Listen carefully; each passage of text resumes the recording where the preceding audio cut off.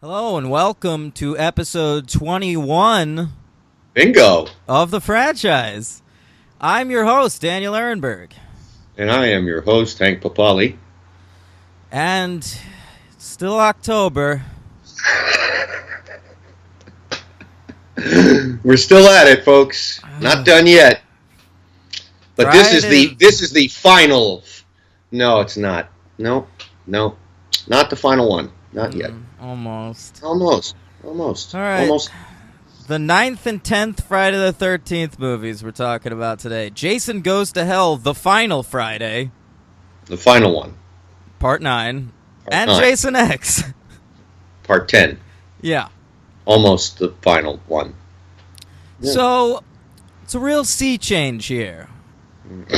The previous movies in this series basically came out one after the next, almost every year of the 80s.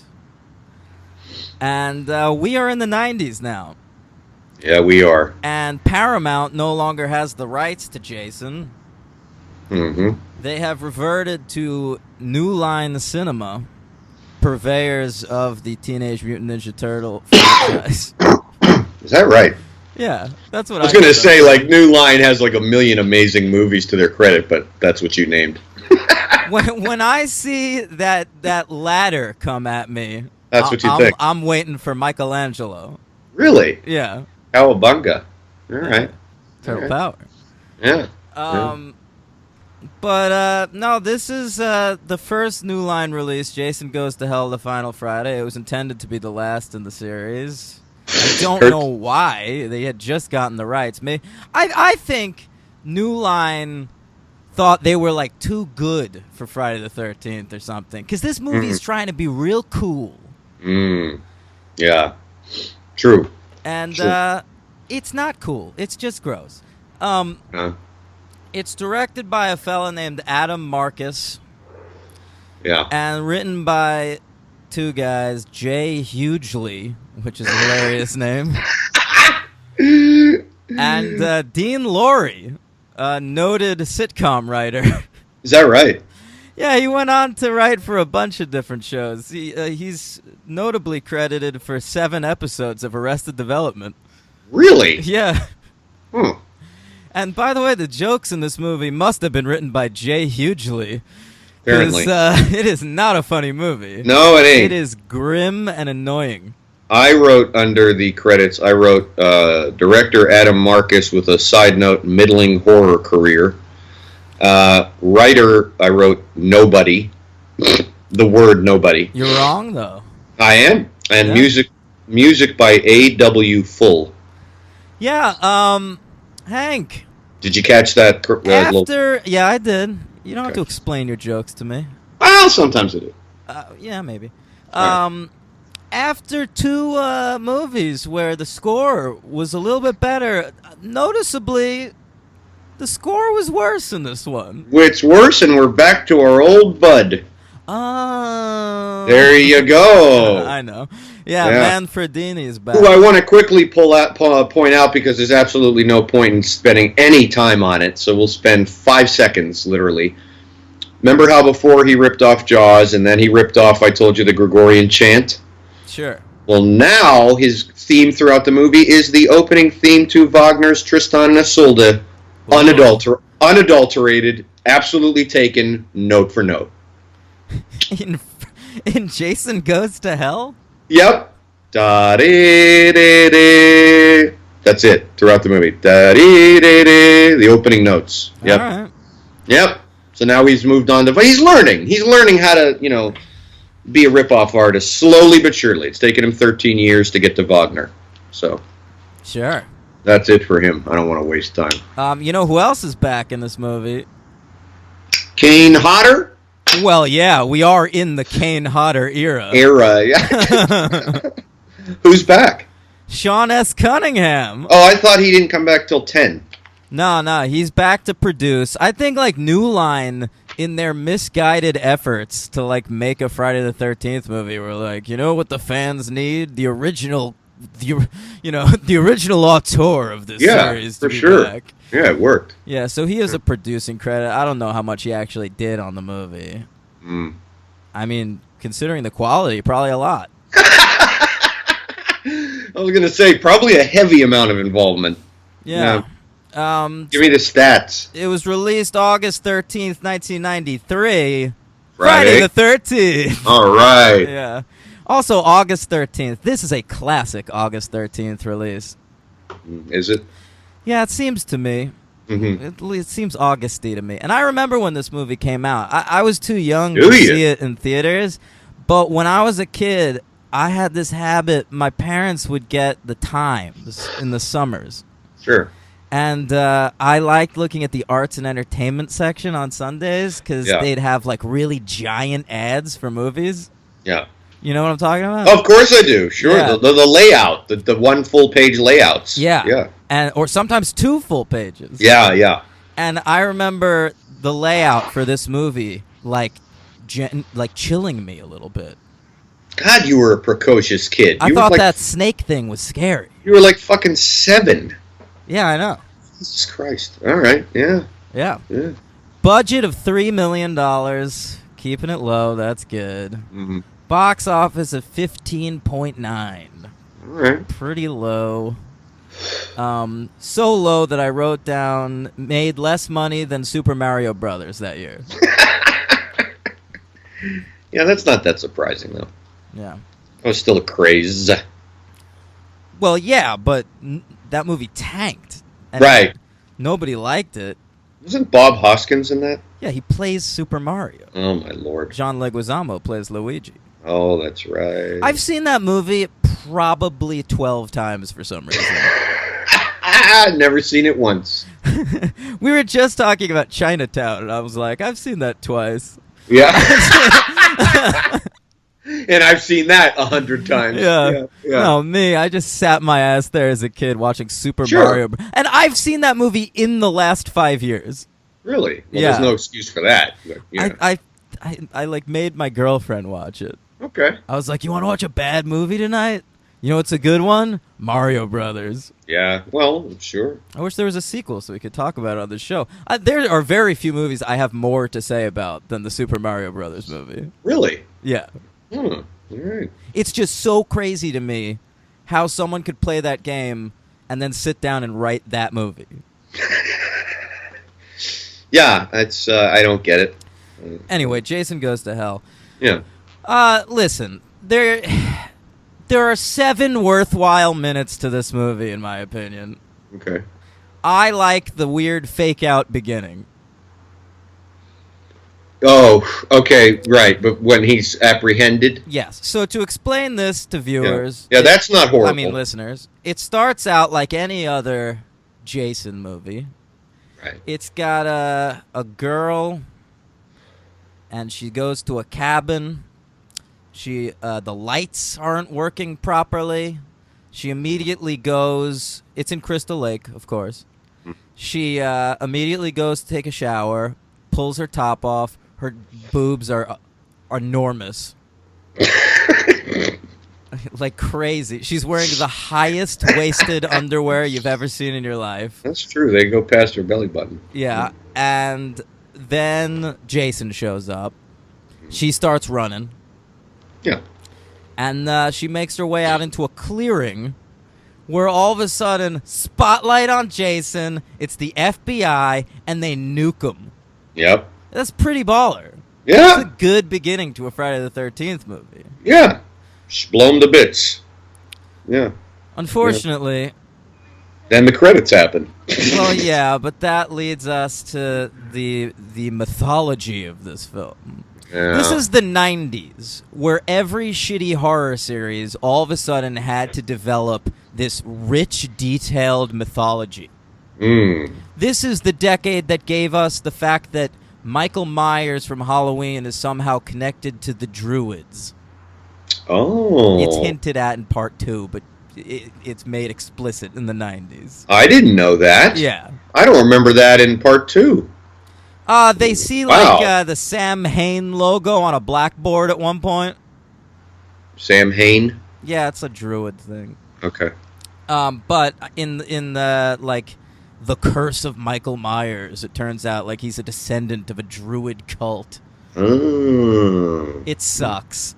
This is also the era of fucking Hellraiser, which is just riddled with bullshit mythology. That is true. And yeah. Yeah, Hellraiser's all about that. Well, Clive Barker loves that shit. He sure does. Demons and all that shit, yeah. Yeah. So, I mean, in this movie, it turns out to kill Jason.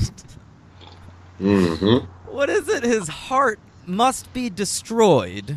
By a member. Right.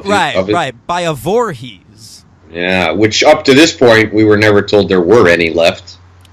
But now we learn there are 3 left at the start of the movie. Yeah. What is it, like his aunt or something? No, it's his sister, his niece, and then an unborn child. Right. Well, it's not an unborn child. Oh, right. And so by the way, horror movies, keep babies out of your movies. I agree. Poor taste. I don't need to see babies in scenes of Jason killing people. I agree. Bad taste. Yeah. And I say Jason, but it's not Jason. He's not in the movie. What you want from a Friday the 13th movie is a guy with either a fucking hockey mask or a bag on his head, murdering teens. Which goes to one of my first notes that says, like number 5, part 5, no Jason, no movie. No, I was going to bring something up. Yeah. I feel like part 5 takes shit harder from fans of this series than this one does. Takes it? What do you mean takes it harder? I feel like they talk more shit about it. And really? What are you doing wasting your time on that movie? I know it's Roy. It's not Jason. But it's a guy in a hockey mask. Well, 5 is better than this. 5 is better than this by so much. Oh, okay. Yeah. Right, yeah. By so much. Agreed. And I did not, I think I gave that 1 star. I hated it. But yeah, not like this. Yeah. Yeah. This is a fucking train wreck. It's horrible. So Jason's essence. So basically, yeah, after I know. After he gets nuked, we follow him over to the coroner. Yeah, the coroner, who's played by an actor I know, but I wrote it down. Who is he? He's Richard Gant, and I knew him from a couple of movies, and I was right. He's been in a ton of shit. Yeah, he sure has, but the only 3 I knew him from was Rocky V. He plays the Don King-esque promoter. Oh, he sure does. Good call. Yeah. Well, I had to look it up. I couldn't, but that's what I remember him from. I remember him from The Freshman. Another second time that came up. Yeah. He's one of the bad guys in that. And he's in The Big Lebowski, one of your faves. Yep. Yep. That's all I knew him from, though. I saw he had like 100,000 credits, but I didn't know him from any of that stuff. That's how I know him. So it starts with that guy. He's like compelled to eat Jason's heart or swallow it. He clearly doesn't. Well, I guess he can damage it. He's not a Voorhees. Good God, this movie's stupid. And well, it like snakes his way into his body, right? He like. Oh, that's right. Yeah, it sort of hops in there. Oh wait, no, I'm sorry. You're right. He's the only one. He cuts out the heart, eats it like a steak. Everyone else, subsequently, it's how they like mouth-to-mouth resuscitation via snake heart creature. Yeah.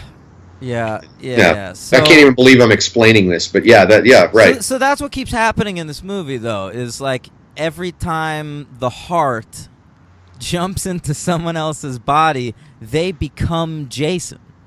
Right. You know what my favorite stupid moment in this movie is? That's tough. Go ahead. I just, it's little, but I loved it. There's a guy who, like, every time someone passes by a mirror when they're Jason, they see Jason in the mirror. Yeah, like a vampire or something. Yeah, well, no, they don't see anything. Right, it's like the opposite. Yeah. I've seen that trick in movies before, the horror movie, where you only. Yeah. So this one guy passes by a mirror and he sees Jason, and every time they do this, Jason is there wearing the hockey mask. Right. Which is so stupid because this movie treats the hockey mask like it's a part of Jason's face. And the Yeah. next movie does the same thing, by the way. Yeah. And it's not. It's just the thing he picked up from a fat little prankster in part 3. It's a normal hockey mask. Right. Hockey, by the way, was outlawed in the year 2024. Yes, it was. According to Jason X. With the emphasis on outlawed. Yeah, you're right. Yeah. Which brings me to a date that I wrote down. I bet you didn't write this down. They state, I believe, Creighton Duke, my favorite name in the movie. My favorite actor in the movie. Well, absolutely. He states that Jason was born in 1946, which makes sense by the logic of the first movie. No, it doesn't. Wait, hold on. Let me finish. Because they Okay. say he'd be like 12 in 1958, right? So, Is that when it is? 58? Yeah. Okay. So then but doesn't make sense really by the mid 80s because of all the time jumping you've been talking so much about, which is so right. Because by all of their logic, if we're doing real time, and this is 93, so he's like 47. But we're not. He's not 47 because, as you know, we've jumped ahead and ahead and ahead. Jason's got to be at least 60 by the time this movie starts, which in itself is just funny to me. He's a senior citizen serial killer. Yeah. Yeah, Well, 1946. it makes more sense now that he hates teens. Jason's just get off my fucking campground. Get off my lawn. Yeah. Yeah, right. But it still doesn't make sense because even in Friday the 13th, that would mean he's already like 34, 35. It doesn't make any fucking sense. None of it makes sense. All right, so Who cares? I just wanted to point that out. I want to talk about Creighton Duke, who you Let's flagged up. please. So Creighton Duke is introduced in an exposition sequence, which is insane. We see a full episode, basically, of a show called American Case File, which is one of these like shows you used to get in the 90s that you don't really see on TV anymore. It's a real hard copy situation. Hard copy, inside edition. Yeah. Yep. And this introduces us to Creighton Duke, who's like well known as the world's greatest bounty hunter. He's apprehended 6 of the top serial killers in the world. Right. And, Played by the actor Stephen Williams, who I also recognized. well, I know him, of course, as X from the X-Files. Oh, Mulder's informant in season 2. well done. I had to look him up as I did Richard Gant, and then it rang a bell. It was only 2 bells that went off. I thought I'd seen him in a lot more, but I guess I hadn't. I know him from Twilight Zone, the movie, in the infamous Vic Morrow sketch when the guy got killed by the helicopter. Yeah, I was gonna say, Yep. Stephen Williams isn't one of the guys that died in that movie. No, he's one of the black guys in the opening scene that Vic Morrow insults and calls them awful names. Great. And he is the grandfather on The Leftovers. Look at you. He is the grandfather on The Leftovers. Yeah, in the cabin. Yep. Weird, creepy grandfather with poison. Yep. Yeah. All right, so go ahead. Leftovers, best show on television. Watch it. Great show. So Creighton Duke, I'm a big fan of. I also want to talk about the main character of this movie. Who would that be? Undoubtedly, the main character is this fella in the Letterman's jacket.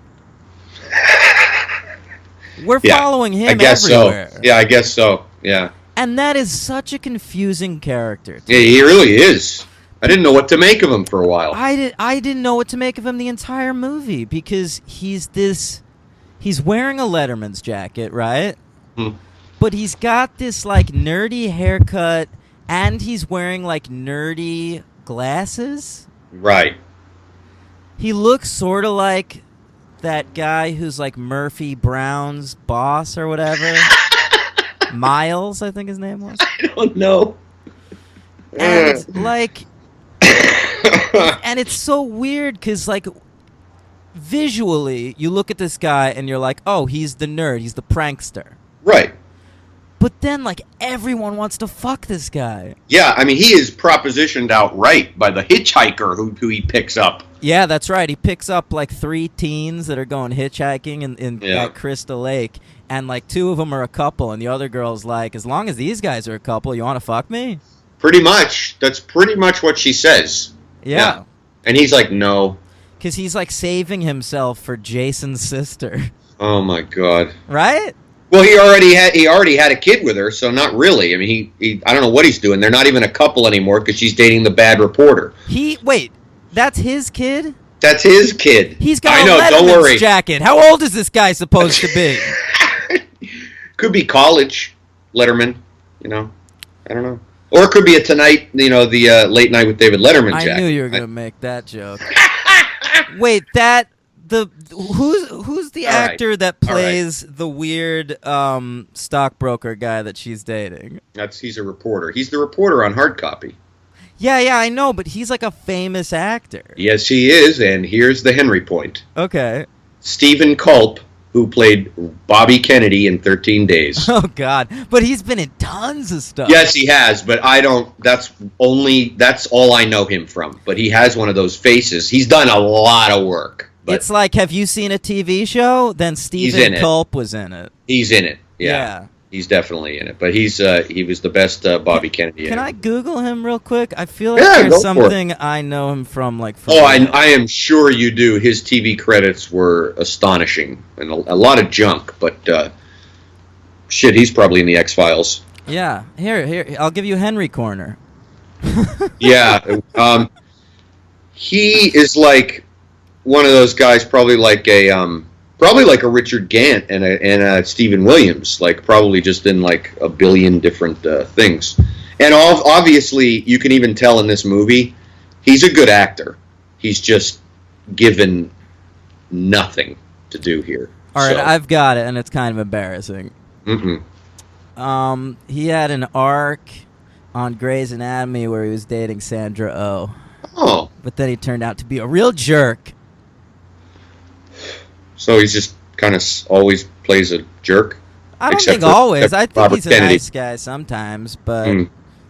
now that I'm thinking about it, I have seen him play a villain in more than one thing. Yeah. He's on that show Bosch now on Amazon Prime. So he is a working actor. Yeah, he sure is. All right. So I want to follow up on these hitchhikers Yeah, please. because I love their whole sequence because they're just there to get killed. Like Yeah. this movie needed a few extra kills, and this is when Gant, what's that guy's name? The coroner? Yeah, Richard Gant. I don't know. He's- I don't know the coroner's name, but He's yeah, Jason at this point. correct. Because God Not forbid scary. we get Jason in this movie. No. Yeah. And so 2 of them are fucking in Very graphic. very graphic sex. One of the most graphic since the very first one with Kevin Bacon. I think this is worse. Right. But I mean, right? It's the most actual sex scene. Well, I don't even. Who can keep track? But it's so one of the most graphic. long. Yeah. That's what she said. Yeah, it is. It is. It goes on and on and on. Yeah. It's Yeah. like a porno. Yeah, definitely. Like a legit porno. Yeah, because she's fully exposed. Pretty much, right? Do you see? I don't remember. Yeah, I believe so. Her breasts are all over the place. But then she leaves because she needs to get a condom. Because it's the 90s. Well, she starts to leave to get one, and then No, just says no. She gets one. I thought they said no, never mind. No. Because this is my favorite line in the movie. Okay. She leaves and gets the condom. You think she's going to get killed by Jason, but Right. nothing happens. She just gets the condom. Right. And she comes back to the tent. And as she's opening it, the guy goes, I hate these things.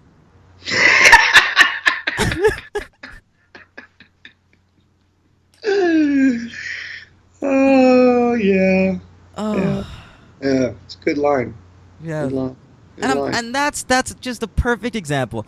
This movie, it thinks it's too good to be a Friday the 13th movie, but Yeah. it's like the grossest one ever. Yeah. Yeah. You're right. Like the gore is gross. There's like like all the because it gets supernatural at a certain point, and so like people are getting split in half and faces are being ripped off. A note about like that. Limbs melting. A note about that. A note about the kills. The makeup in this is not very good. It's very 90s. It looks like Death Becomes Her.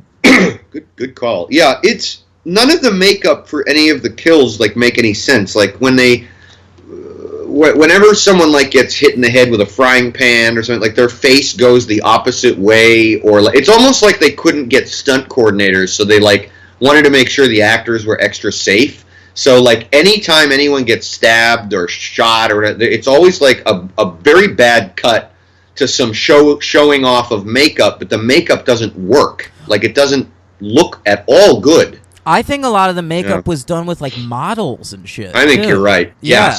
Yes. Yeah, it looks like dummies getting hit. Yeah. It's not the actual actors. Yeah. It's really stupid. That being said, the best kill in the entire movie, in my opinion, is that girl who went to get the condom. Because, fake Jason just, like, swings like a machete, like, through the tent. Right. And just cuts her in half. Oh, that's right. That's one of the few ones that you see, like, the full thing. Yeah, that's pretty sweet. As she is mounting this gentleman. Yeah. Yeah, I know. and so then that's when he body transfers for the first time. After that. Because he, like, kidnaps a guy? Remember that? He kidnaps a police officer. Right. The bald guy? Yeah, and it's this weird, like, ritual he does to, like, transfer his essence into this guy's body. Yeah. And my favorite part about that scene is before doing so, he shaves the guy's mustache. Sorry, I was having some coffee right there. I forgot about that. What the hell was that about? So what are the fucking rules in this movie? Why did he do that? You're safe from Jason if you have facial hair? I guess. He wanted to make the mouth-to-mouth more pleasant for himself. I don't know. He wanted a clean-shaven kiss. I'm not really sure. That was very odd. If I live in Crystal Lake and I really don't want to move, I'm just growing a beard. Yeah, dude, you'll be fine. You'll be fine. I'd be fine. I would already be okay. You have to go for it. Yeah, it's true. Yeah, you'd be safe. I'm safe. Crystal Lake, by the way, in Jason Goes to Hell is now like a Jason-themed community. Yeah. Mm-hmm. We spend a lot of time at a diner. Yeah, with that awful owner woman. Rusty Schwimmer.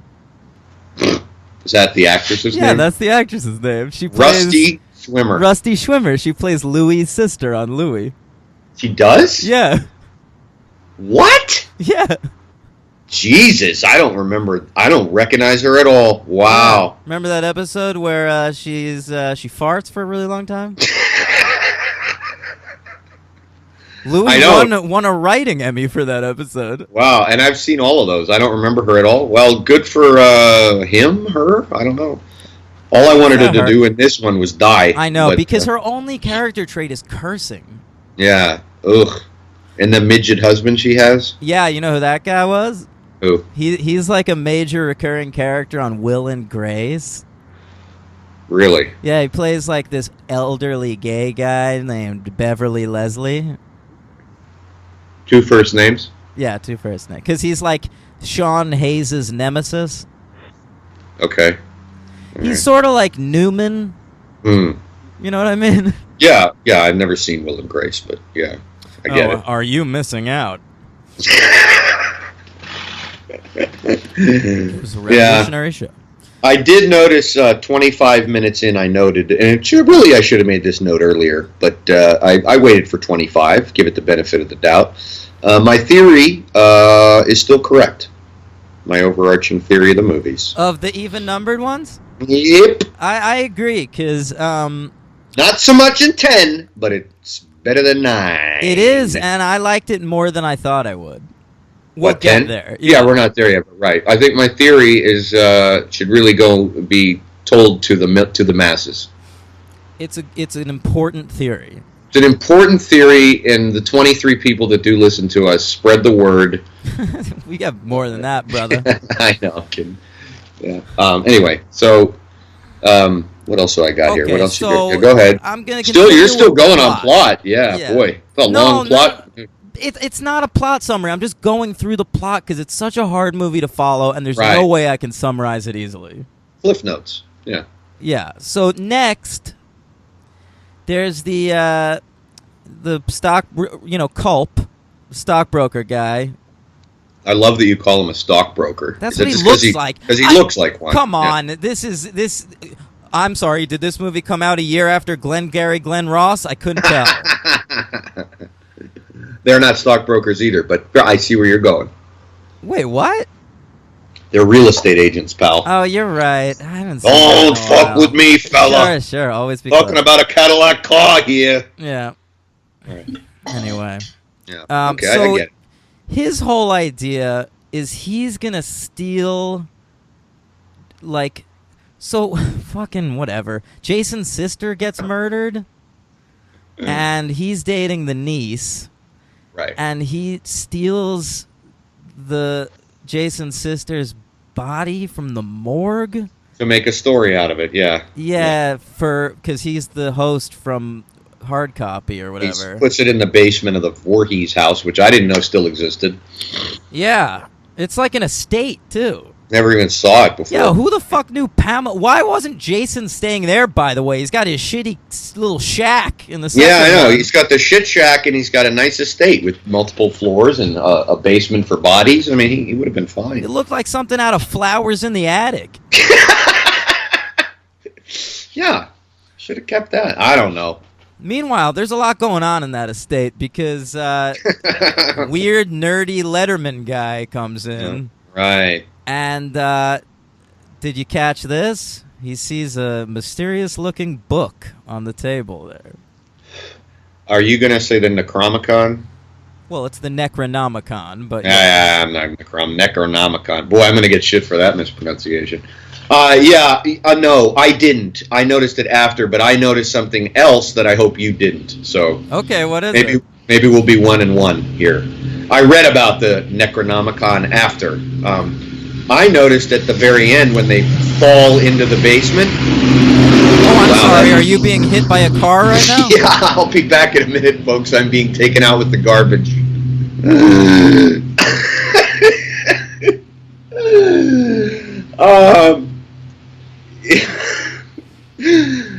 When they fall into the basement, there's a little quick panning shot to a crate. And did you notice what it said on the crate? What? It said Arctic Expedition Julia Carpenter. What is that a reference to? The Thing, John Carpenter, Arctic Expedition. Oh, yeah. I mean, I thought of The Thing, but I was so distracted by the name Julia Carpenter, Yeah. who's the name of the second Spider-Woman. So I was thinking about that. Okay. Well, that's his little thing, I guess, saying like, yeah, I'm a fan of John Carpenter. Here, look, guys, check it out. Yeah. Yeah. But that. So we got an Evil Dead reference. We got a Thing reference. But the balls on this guy. The Evil Dead thing was trying to set something up, man.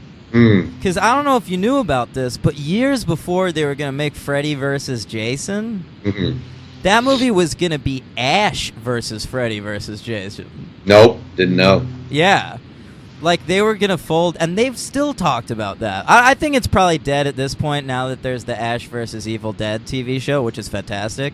Yeah. But, like, that was going to be a thing for a long time. You know, I didn't know that's that. what sells tickets. Starring Bruce Campbell, Robert Englund, and Kane Hodder.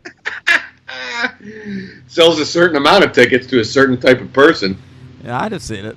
Not me. I'd have watched it late at night on demand. You didn't see Freddy versus Jason, though. Nope. No, I could have cared less.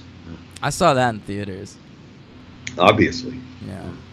Well, not obviously. I wasn't a I fan. thought you saw those things. I wasn't a fan of either of these franchises when that came out. Oh, I didn't get into them till college. Oh, okay. Yeah. That was actually the first I'd seen the original Nightmare on Elm Street, but that was like the first time I'd seen Jason in a movie. It was Freddy versus Jason. Oh, really? Yeah. All right. Interesting. Yeah. So, I mean, that's it, right? Creighton Duke gets the niece a mystical dagger. That's right. There's a magical sword in this movie. Magical sword, and that you have to stab him in the heart, and that'll take care of him. At one point, they like kill Jason finally, and then like Jason's essence crawls out of him, and it turns out that like Jason was like just this little worm this entire time. He was the creature from David Cronenberg's Slither. Is that what that movie's called? The fake one. Sorry, Slither. Shiver. Yeah, Shiver. the the original. The James Gunn homage is Slither. The original Shiver, which I actually watched in a film class. I believe, plural. Shivers? I believe. Well, I don't know. There was a remake too, as you know, but yeah. It's not a remake. I don't think like exactly. I think it's just no, similar. But it takes the concept is almost identical. Yeah. It's a clear homage. Yeah. Well, same title, same concept. It's not the same title. It's Slither. Is that why I confused it? Yes. So one Shivers and one Slither. That's right. Wow, how clever. Fooled me. me. Slither's a good movie. It's fun. Yeah, no, it is fun. I liked it. Elizabeth Banks, right? Yeah, and the great Nathan Fillion. Yeah, but the first one's great too. Did you ever see it? The Cronenberg? Yeah, I've seen every Cronenberg. Yeah, I love Cronenberg. He'll come up in a minute. He sure fucking will. All right, so this wormy thing, Diana's passed out. She's the niece, and the wormy thing just like crawls up her puss. It's real gross. Like real fast, you know what I'm talking about? No, he goes right up her vagina. It just shoots up there. Right up her vagina. It's disgusting. It is disgusting. It's totally unnecessary. And then they get like thrown out of a window, and it's like he's finally Jason, right? Like he rises, and he rises wearing the hockey mask. Yeah. Because it's just part of his face. Yeah.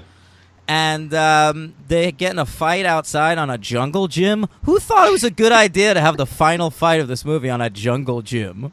It's fun. It's for kids. Yeah. A little light touch.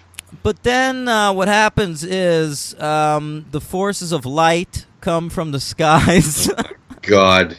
This is a Friday the 13th movie. Oh my God. And it makes the ground open up, and then these demon hands come up, which aren't even cool. I mean, like they got like the hands from the Neverending Story, the rock creature, to come up through the ground and pull him under, and they're not very good either, because like they're having a tough time. And I was literally thinking when I was watching, I was like, aren't these like demons from hell? Why is this so hard for them to pull this guy down? I think it was just like they couldn't get the visual effects right on point. It's like when you play a video game and there's like a glitch, you can like punch through something. This is way worse than I ever imagined it would be. To the title as well. Can I just say, I had never seen this. Okay, yeah, you want to see him in hell. Yes, and that I didn't know, as with most of these movies. I was surprised with a couple of them, like 6. Not only did I love it, but I realized I had seen it. This one, I just couldn't remember. I'd never seen this movie at all. And I really expected some action in hell. No, it turns out the title, Jason Goes to Hell, is just a spoiler for the end of the movie. Oh, my God. At the end of the movie, Jason goes to hell. We don't see him in there. He's taken underground by the Tremor creatures. By the way, we should do Tremors. Ooh, good call. Yeah. But, yeah. Unbelievable. Yeah. Unbelievable. Waste of fucking time. Listen, by my standards, this series ends with the 8th one. And that's a pretty good run. That's 8 Friday the 13th movies that I enjoy watching. I'm with you, man. I'm with you. I'm going to go on record right now. I haven't watched the remake, which we will be covering in a bonus episode. I remember that one not being terrible. It can't be as bad. This is the worst one. I wrote it down. Oh, 100%. It's the worst one by a mile. I wrote in a little box. By a mile. It's just fucking horrible. It's not even a conversation worth having. Yep. Yeah. I got an MVP, LVP, and all that if you want it. We should bring up the fact that at the very end of this movie, Jason's mask is sitting there and Freddy's hand pops out of the ground and grabs it. Yeah, who cares? That's just setting up Freddy versus Jason, which doesn't come out for another 10 fucking years. I didn't even care. Yeah. That was really dumb. Did they actually get Robert Englund to do that laugh? Of course they did. You can get Robert Englund to do fucking anything. Robert Englund. Life cereal commercials. It's on you. Literally, if I wanted Robert Englund to be in my fucking student film, I could have gotten him. Yeah, send him an email. Yeah, in your dreams. Yeah. Yeah. Yeah. So, all right, 1 star. Yes. Well, 1 out of 5. Yep. All right, who's your MVP, LVP? Creighton Duke is my MVP. Oh, of course. My LVP is the director, because this guy's just a fucking mess. Everything about this guy sucks. He sucks. And I looked at his other horror credits; they're garbage. Are they overly serious too? I don't know. I didn't see any of them. I'm gonna you talk, and I'm gonna. I think he might have been worth noting. So I have it almost up. So you do some chat. Oh, here we go. Let's see, shall we? He did Let It Snow. That's a comedy. What the fuck is that? That's a comedy. He did the Texas Chainsaw Massacre series 3D reboot. He co-wrote it. Wait, the one from like the early 2000s with Jessica Biel?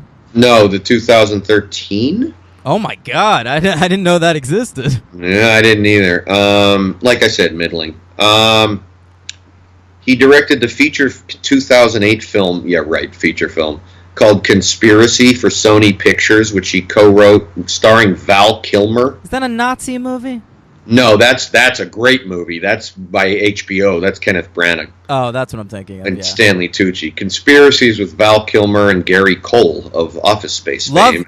Of many things fame. One of my favorite character actors. Oh, he's great. Yeah. Mm-hmm. Anyway, that's that guy. Sean S. Cunningham picked him up. Producer of Sean. He attended NYU, where he won the coveted Best Picture Award at the Student Academy Awards in 1990 for his film, quote, So You Like This Girl, end quote. Yeah, so that's that guy. He's done. So you like this girl. That's such like a nine. Can't you just see the fucking Miramax logo on the VHS cover? Right next to sliding doors. Yeah. Middling Miramax film. Yeah, that's garbage. So who are your people? Well, yeah, Creighton Duke is the MVP, I guess. But LVP, I mean, I never go director, but no, you know what I'm gonna go? Here, check this out. New Line. Oh, they ruined the franchise. Fucking well done. 8 fine Paramount Pictures, and now we get this piece of shit. Well done. Production company, LVP. Yeah. Okay. All right, let's move on. Moving on. To Jason X. By the way, no Jason movies for 9 years after that one. Yeah. Yeah, the release date on this was confusing because it came out in Europe in 2001, but I read it came out here in 2002. That's true. And that's so what are we saying? Well, listen. We're going to say it came out in America April 26th, 2002, but it was released the previous summer in Germany. That's not a good sign for a movie. New Line does not have confidence. No.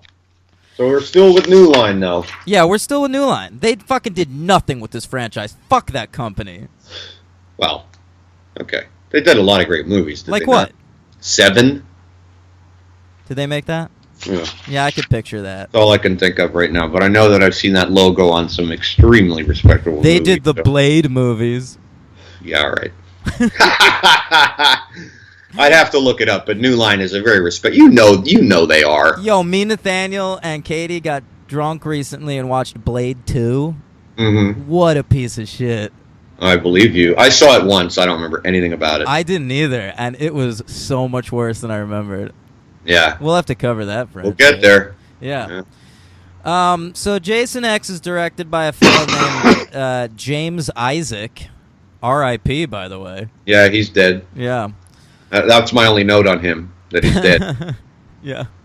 It is. That's all I have. I looked them up, so there must have been nothing else to write. And it's written by a guy named Todd Farmer, who I like. Oh boy. He's written a lot of really fun bad movies. Yeah, I noticed that. Yeah. Okay. So Jason X, obviously, but he did the My Bloody Valentine remake, the 3D one, which I saw in theaters in 3D. I saw by it myself, by the way. How sad am I? Oh. Why, going to the movies yourself? To see My Bloody Valentine 3D? Oh, okay, maybe. I don't know. I love going to the movies by myself. Oh, me too, but that doesn't seem like a good idea. Yeah, that's kind of like let's go with a bunch of people type movie. Yeah. I'm sitting there alone with my 3D glasses. I like that movie, though. I saw it. Is that the one that like ends up in a mine shaft towards the end? Well, I believe there's mine shafts throughout. Okay, yeah, that was fun. Yeah. Todd Farmer. He also wrote Drive Angry with Nick Cage. Ugh, yeah. Yeah. Clearly, this guy, by the way, before we even get started, and we'll get to it, is clearly an Alien fan. Oh, yeah. Well, Whoa. This movie's ridiculous. Whoa. I mean, his character's name is Dallas. Well, Dallas... And you don't even know because you haven't seen Alien as much as me, right? Well... No. Dallas is the fucking main guy's name in Alien. Tom Skerritt? Yep. All right. Yeah. He Todd Farmer is in this movie. Yeah. Like, he has a little role. Yeah, for like a second. Yeah, he gets killed. His name is Dallas. One of the dumbest kills I've ever seen. He doesn't look like a writer. He's like this tall, strong, bald guy with a beard. He looks like a wrestler. He looks like fucking Stone Cold Steve Austin. Yeah. I'm a writer. Yeah, I know. Not really, but yeah. I know. Okay. Starring Kane Hodder. We're at the tail end of the Kane Hodder era. And we are still sticking with Harry Manfredonti. Yeah, the only purpose of this movie was they knew they were going to do Freddy versus Jason at this point, and they wanted to, like, bring Jason back into, like, the public conscious. Yeah. But, like, why would they do a Jason in space movie if that was... Why wouldn't they just do, like, a classic Friday the 13th? Well, that was Todd Farmer who said, and I quote, "It was the only pitch he gave to the studio because having suggested sending Jason into space as a means to advance the film series, not to interfere with it. He didn't want to interfere with Freddy, like it would have interfered, like anyone would have given a shit if it took place on Earth." Yeah, I mean... Who cares? It's so weird, like, the amount they pay attention to continuity in this series when there really is none. Right. It's odd. But, so anyway, Jason does go to space in this movie. So the budget... He actually does. ...is $11 million, which is the biggest budget of any Jason movie. Yeah. Box office of 17. Worst performing Friday the 13th yet, right? It's the only Friday the 13th. It's not the worst performing. Well, probably with inflation. Yeah, it has to be. With inflation, yeah. But it's the only Friday the 13th movie that doesn't make its money back. Pretty much. Yeah, right. Because, right. I mean, with advertising costs and shit, you got to think no way. They spent at least $20 million on this. Right, yeah. It came in at number 135 in the box office of 2002. Not too shabby. Still made more than 25th Hour. That is so sad. I know, isn't that a bummer? That is one of the saddest things you've ever said on this podcast. The Spike Lee masterpiece. Oh my God. Oh, people. Mm-hmm. Fuck's sake. And it made slightly less than Fear.com. Okay. And Juana Man. So can I just say, Reggie the Reckless with the win. Oh, he's in that. He's Juana Man. Oh, you mentioned that when we did, what was it? That's part 5, right? That is part 5. Oh, my Lord. Reggie the Reckless. I'll also say that in this movie, they're trying to get to the space station Solaris. And is that an Andrei Tarkovsky reference, or is that way above Todd Farmer's head? No, I think that it probably is. I just wanted to also note that this movie didn't make as much money that year as the Steven Soderbergh Solaris remake. That's the same. That's not the same year. It's the same year. I thought that was later. That's 2001? 2002. Oh, right. Sorry. Okay. All right. Wow.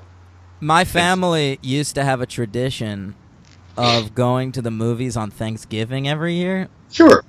And I usually got to pick the movie.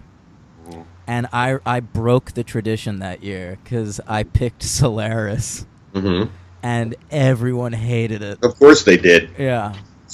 It's not a very good movie, but I don't hate it. I like it. Do you? Yeah, I mean it's cool. I like when Soderbergh does that stuff. You know, it's like he does his Oceans stuff, and then he gets to do a little thing that he likes, a little outer space movie. But you know what I mean? Yeah, no, I know. It's a small outer space. It's like Moon or something. For every Aaron Brockovich, he'll do a Traffic or a Kafka. You know, well, Traffic's a pretty big movie.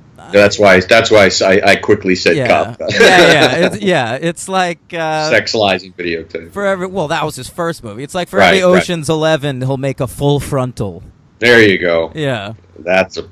For every Contagion, he'll make a Girlfriend Experience. For every side effects, he'll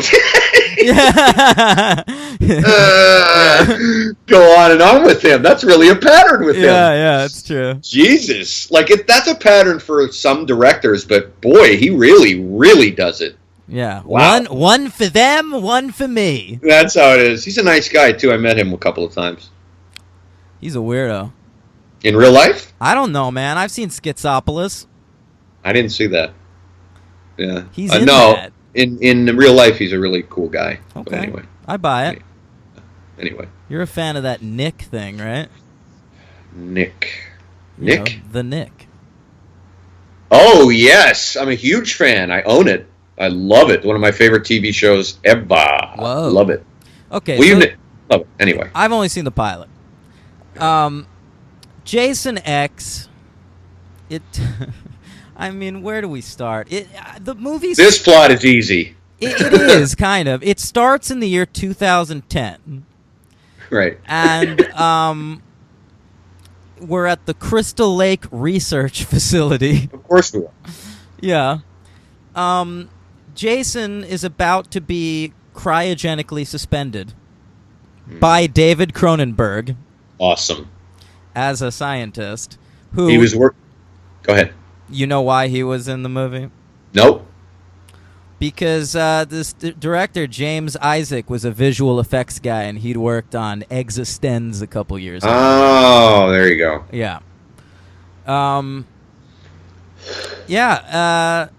And then I loved that though. I loved seeing him. I loved that I had no idea he was in it, and I've seen some of this movie, not all of it, clearly. But I didn't see that. So when he showed up, I was like, fuck! David Cronenberg! All right!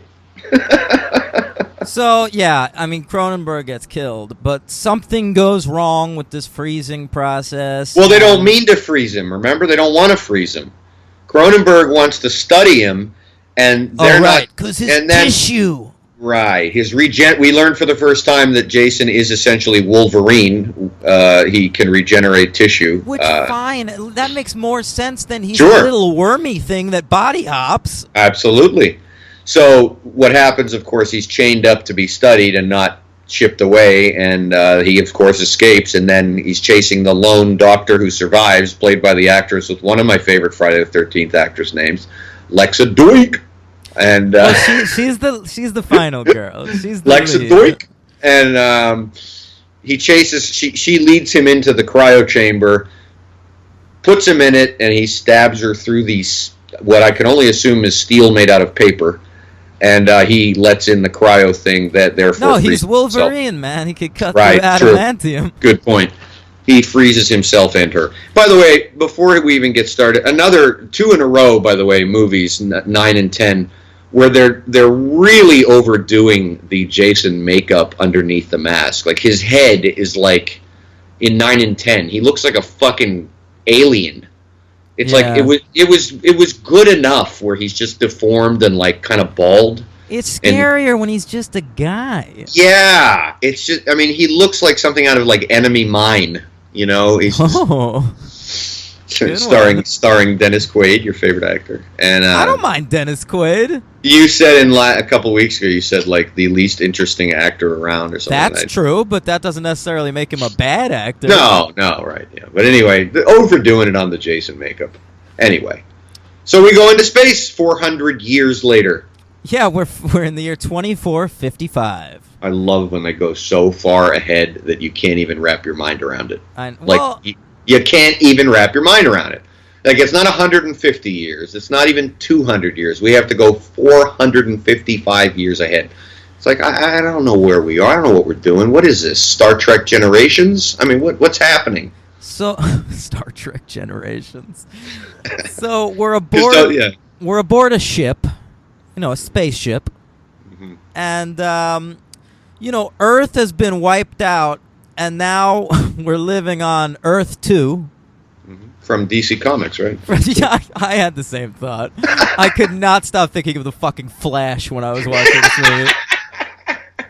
Jeff Johns shows up. Yeah. So it's like all the people on the ship are students, right? Mm-hmm. And there's this noted professor. And Marines. Yeah, for some reason. Alien. Yeah, well, okay. So the professor guy, he's this corrupt professor. And they're, like, searching I don't know what the fuck they're doing, but they find Jason and Lexa Doig. Yeah. And... Sorry. And... I love her name. Hey, she was the lead in that show Andromeda. I saw that. Yeah. Doig. That was that weird sci-fi show with Kevin Sorbo. I don't know who that is. I don't know. He played Hercules. In Hercules, In what? Hercules, the legendary journey. Oh, that fucking shitty show. Yeah, he was Kull the Conqueror. Oh, boo, boy. All right. Yeah. Doink. All right. That's right, son. All right. Played Ryan's dad on the OC. You're ridiculous. That's all my Kevin Sorbo knowledge. Oh, my Lord. Okay. So Doik is on with these Marines and these students. Yeah, so she gets, like, unfrozen and immediately... Like, this movie, all the dialogue is either misogyny or technobabble. Yeah, true. And so immediately, like, they're like, oh, we got some people on board. Like, they've been frozen. They're from, like, the year 2010. Could you believe it? And immediately they're like, is one of them a chick? Yeah. Oh, fucking God. Dibs, brother. Like, right. Yeah. Right, dibs. Yeah. Dibs. But Lexa Doig, she's a real Ripley. Oh, yeah. Oh, yeah. She's a real Ripley. She's not going to be fucked She's a female. That's why she's Ripley. That's about it. There's some females in this movie. No, I mean, like, I'm joking. Like you said, she's a real Ripley, and it's like bullshit. She's not Ripley. Ripley's like a real character with traits. Of course. But right. all I mean is, like, they're trying to make her a quote-unquote strong female character. Absolutely. Yeah. And, she warns them against unfreezing Jason. Of course. But then, like, the professor finds out he's killed. They say Jason has murdered like 200 people? Yes, I didn't know he had that many. How nerdy am I that as soon as he said that line, in my head, it didn't last long. I didn't like write it down or anything, but in my head I immediately went, is that possible for the amount of people we've seen killed? Definitely not. Yeah, and I did like, let's say there's 8 per one, that's 72 people. Okay, 72, 200. I'm going to give them the benefit of the doubt and say we've seen 100 kills. Because I know some of these movies have like 12 or 13. Right. Good point. And so yeah, I'm going to off screen. He's killed a lot of people off screen. Yeah, so I didn't know he was killing that many people off screen. Neither did I. Maybe they were counting animals too. Like we're counting rats? Right, the rats he eats and all that other stuff. Yeah. I don't know. 200 live things. Yeah. Or maybe it's just 400 years in the future and his legend has outgrown him. Excellent. There you go. Yeah. By the year 3489, he'll have killed 1,400 people. Yeah. He was the greatest mass murderer the world ever knew. The galaxy ever knew.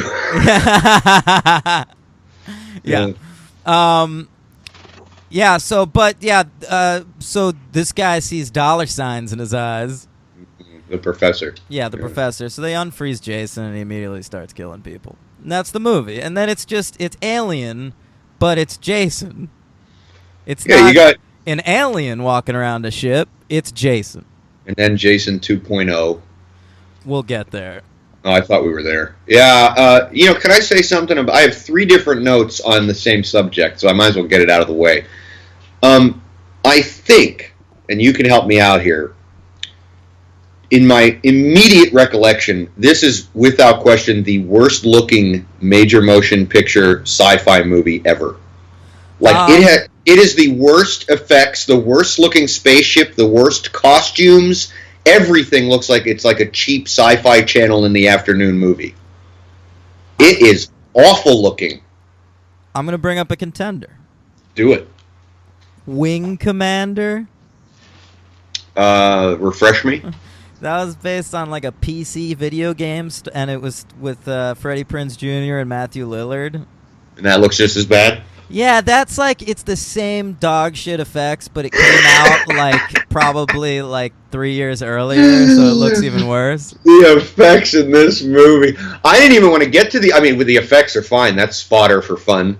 But the set design, I've never even noticed on these films. I guess we were all pretty good. Well, now good. we're on a spaceship. They are so bad. I mean, the costume, I think that's why I thought of like Deep Space Nine or whatever, because the costumes look like that. They're like, what would they be wearing in 20... who cares? Just throw like a fucking jumpsuit on them and it'll be fine. The costumes reminded me a little of Starship Troopers. Me too. I thought of that movie, but that Starship movie Troopers was is funny. Like going for something, like it was trying to be like satire almost. Yeah, and I'm not a fan, and you are, and I know that, but I am with you.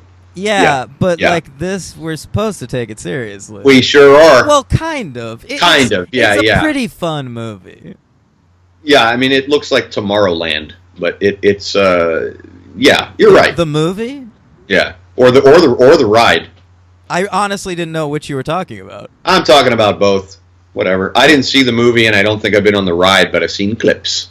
I don't think it is a ride. Isn't it just like a part of Disney World? I don't fucking know. It's like Epcot Center or something. No. It's in the Magic Kingdom. I think it's just like, the Magic Kingdom's like cut up into sections. Right. And I think Tomorrowland's the section that has like all the future-y stuff, like Space Mountain. It has been over a quarter of a century since I've been to Disneyland. That's how fucking old I am. So there you go. All right. Yeah, anyway, that has nothing to do with anything. But yeah, Tomorrowland, I don't know, man. I just look like that George Clooney movie. Like everything's just hyper fake looking, but not intentional. Yeah. I want to talk about some of the sex in this movie. Go for it. There's a lot of it, isn't there? I don't really. I didn't make any notes about it. Well, there's that sort of... Oh, there's the one... Yeah. There's the sweet girl who, like, bangs her boyfriend, and then the boyfriend gets killed. Right, and they are just waiting to do it, which was one of my favorite things. Oh, they're so psyched. They want to fuck literally so bad. Working. They're working on Jason's body, and the doctor, the blonde, is like, guys, I got this. Go ahead and do your thing. It's like, what? Yeah. Like they're being excused from their extra credit to do some extra credit. They're too horny. They're the first teens in a Friday the 13th movie that are too horny to even function. They cannot function. They cannot work, think, or... Yeah, you're right. So the doctor's like, just do it. There's another scene where the professor... has weird S&M sex. Oh my god, I forgot about that. Thanks for reminding me. And so he's wearing lingerie, and she's like clamping his nipples. Ugh. And then, as he comes, he yells, "You pass." Oh my god! So it's his student, by the way. Yeah. She passed the class. flying colors. Then there's the guy with the android who's trying to fit her with nipples. Remember that weird scene? That's one of my favorite scenes in the movie. Yeah. Those are like the first boobs we see in the movie. There's this weird girl android walking around. By the way, that actress was also in that Andromeda show. I don't know what the fuck that connection is. I don't know. Every actor in this movie is just Canadian. It's every actor that you look up in this movie, you look at their credits, and it's just they've been on a bunch of Canadian TV shows. Except for Farmer. You're right, because even Cronenberg's Canadian. Yeah. So the robot, this one guy who's like kind of like he's supposed to be the one we care about, I guess. Yeah. He's fitting her with nipples, and he's like, "Why do you want these nipples?" And she's like, "That other girl has them." Right. And he's like, "I like you the way you are." And then he pops them on there, and they fall off. Yeah, not much of a technician. I mean, he builds a sex bot and then can't even put nipples on her. That is the creepiest visual, though. Just full-on nipples and areolas just falling off a girl's breasts. It is the creepiest visual if there wasn't the visual that you just cited of the professor in the lingerie. Yeah. And you hear the nipples like clank on the floor too. They like there's like some Foley work. I was probably coughing during that. I don't remember. Yeah. So that's great. They later fuck. Holy work! I'm sorry, that just hit me. Yeah. They later fuck, like he and the robot, and he then like when they have sex, he says, "I gave her an upload." I don't remember that. Yeah. Well, I was really tuning this thing out, and I was watching it. I was paying attention. But that's when she turns into fucking Trinity. Oh. Because it's 2002, so we have to rip off the Matrix. Right, but I didn't know that was after they had consummated their relationship. Oh, yeah. We see them, like, lay down to have sex, and the next thing you see, like, she's wearing Trinity you're right. And he's like, "I gave her an upload." Nice double entendre there. Yeah. Way to go, Farmer. Yeah. Yeah. So she turns into Trinity, and she's, like, battling Jason like she's Carrie-Anne Moss. Her dialogue is bad. I mean, everyone's dialogue in this movie is bad, but her dialogue is real bad. No, I didn't write anything down. It was just bad dialogue by her. There's some good dialogue. I wrote down 2 great lines. Well, one was from Roger Ebert's review that he quoted to sum up his review. I saw that. That was fucking cheap. Yeah, but it was great, and I'll tell you why I liked it, and I will say what it is in a second. I remember when he reviewed this movie, and I thought it was just fucking hysterical. I think it's in, like, one of those books that came out. But I had the old movie yearbook. Oh, and so it was a random review that I read, and I'd never seen the movie, and I just thought it was really funny. But I think it's still funny. You think it's a cheap shot? Yeah, I think it's. Why is it a cheap shot? Who cares? I don't think it's funny. A cheap shot. I just think it's hacky writing. Well, all right, he wrote, quote, "There's a character in the movie that says, 'This sucks on so many levels,' and then she gets sucked into a vent." And Roger Ebert, summing up his review, said, "To quote a character in the movie, 'This sucks on so many levels.'" Hardy har. I liked it. All right, what are your lines? Okay, there's a great death where a guy gets impaled on, like, a coil. Oh yeah, and then like screws his way down. Yeah, and when they see him dead on the bottom of that coil, they go, "He's screwed." Yeah. Ooh, baby. Where's Johnson? He's screwed. And my favorite line of dialogue that's like trying to be futuristic. Ooh. They're trying to like explain something to Lexa Doig, and she doesn't know what they're talking about. And they go, "Oh, I forgot, you weren't alive during the Microsoft conflict." Oh my God. Yeah, they say something. Yeah, it's like that, and it's like, you should have seen those guys go at it or whatever. Yeah, shut up. No, but the Microsoft conflict. Right. Yeah. That so timely. Yeah, it really is. That is so 2002 to think Microsoft is going to take over the world. Mm-hmm. It's like the fucking, I don't know, the ship's operating on like Windows 2455. Bum, bum, bum, bum, bum, bum, bum. Yeah. I thought you were going to say your favorite line was when the Brodsky, the Polish name with the black guy, when he gets almost He's good, killed. actually. Yeah, he is. I have a credit for him. When he is impaled the first time and he goes, "It's going to take more than that," and then he stabs him again and he goes, "That ought to do it." Yeah. And then he's still not dead. It's quippy. It's quippy, this Did movie. you, by the way, we never said in the prior movie in 9, did you have a superhero count? Oh, boy. You must not have. I don't. No, That was usually my thing anyway, but I figured you looked it up too now.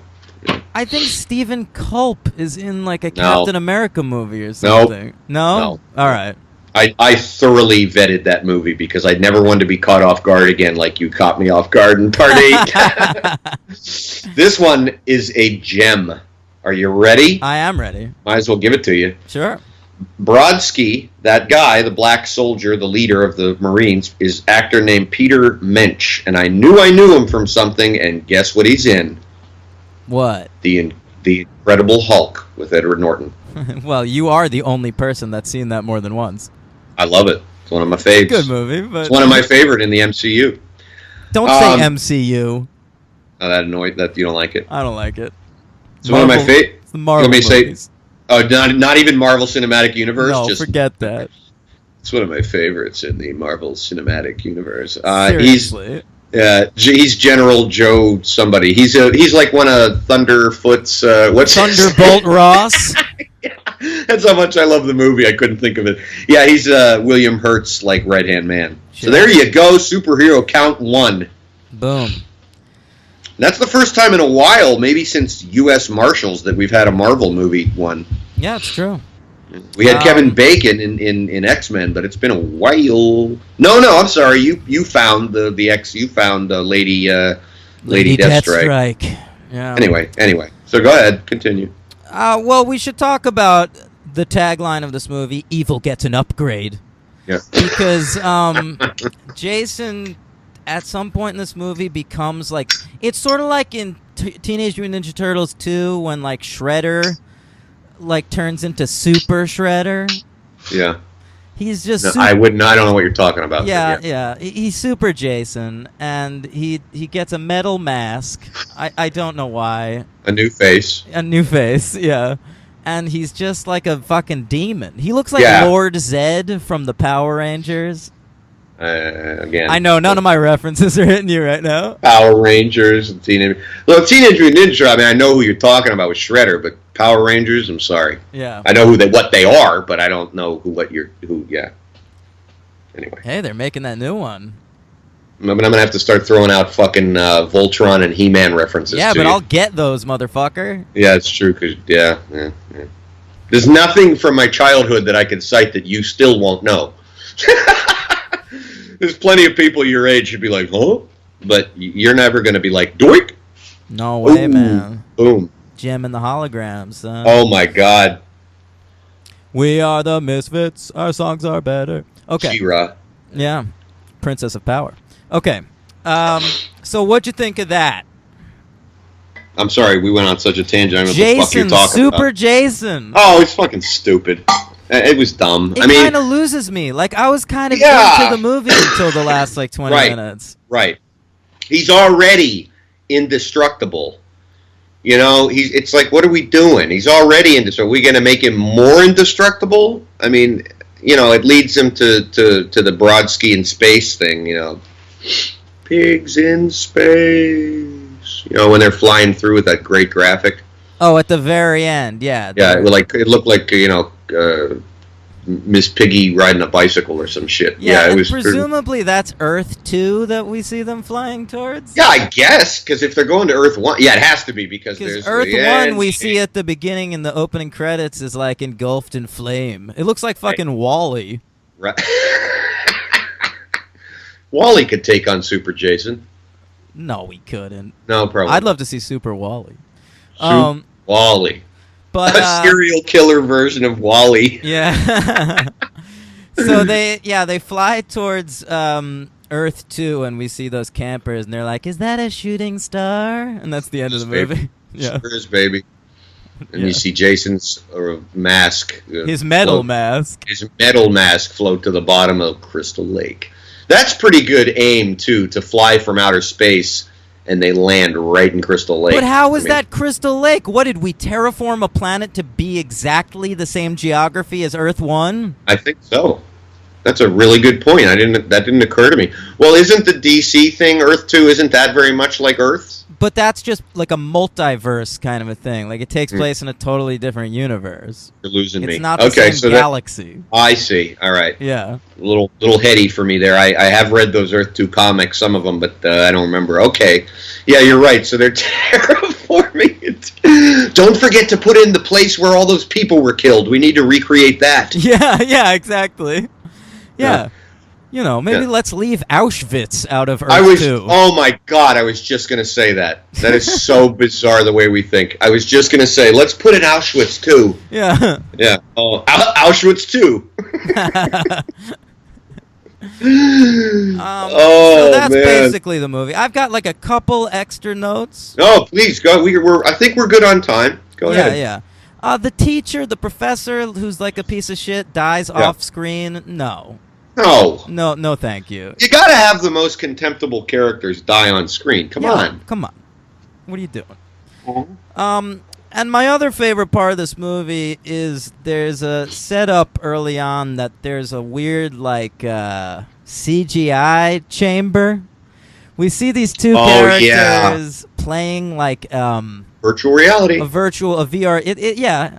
That was still. I thought that shit was over by 2001, but I guess what are you talking about? It's huge now. Ugh, God. Yeah, but now it's better, Oculus Rift, motherfucker.